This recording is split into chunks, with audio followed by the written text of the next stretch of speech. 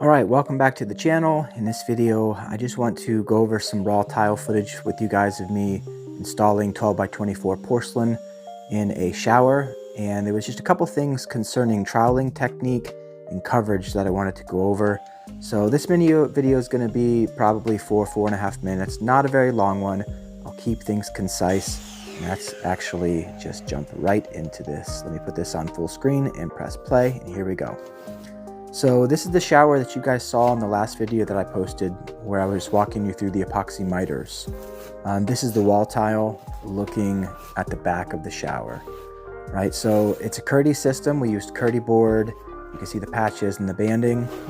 When it comes to the Curdy system, in achieving proper coverage, I recommend keying in the substrate like this, all right? You're burning the mortar, the Thinset. In this case, this is Schluter Allset Thinset. You're burning it into the fleece fabric on the Curdy board.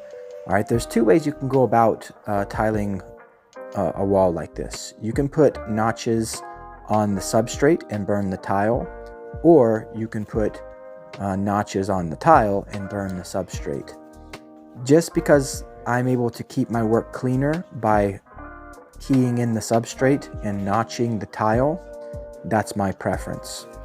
All right, if you're going to notch the wall and back butter your tile, the reason that I recommend that is if you look at the backside of any tile, you've got a pattern, right? A kiln pattern or whatever that tile was initially pressed into. A lot of times there'll be like deep square lugs, or there'll be, I don't know, it's just an undulating pattern, right? So you can imagine peaks and troughs.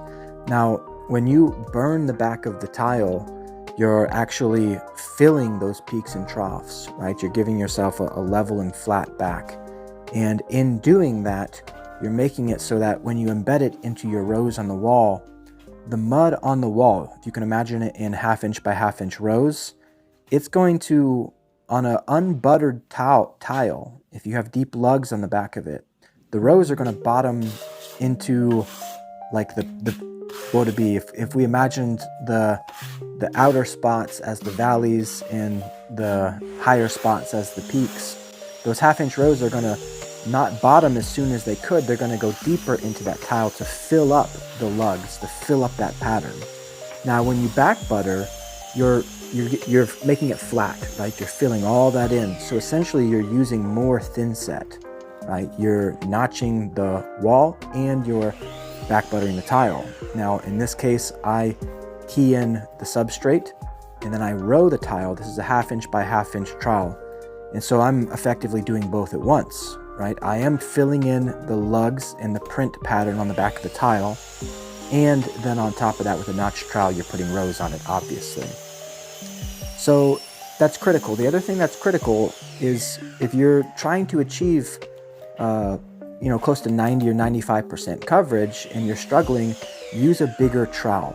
Just step it up a size. If 1/4 inch by 1/4 inch doesn't work, go to 3/8 by 3/8. If that doesn't work, go to 3/8 by 1/2.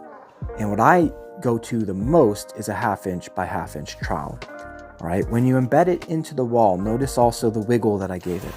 What you're doing there is you're collapsing your rows, right? I directionally troweled the tile, and then I wiggled it back and forth, effectively knocking those rows over so that they came into contact with each other and smushed out all the air, right? That's how you get maximum coverage on the backside of the tile, right? And then you see the AccuFloor leveling system. That's my go-to system, works great.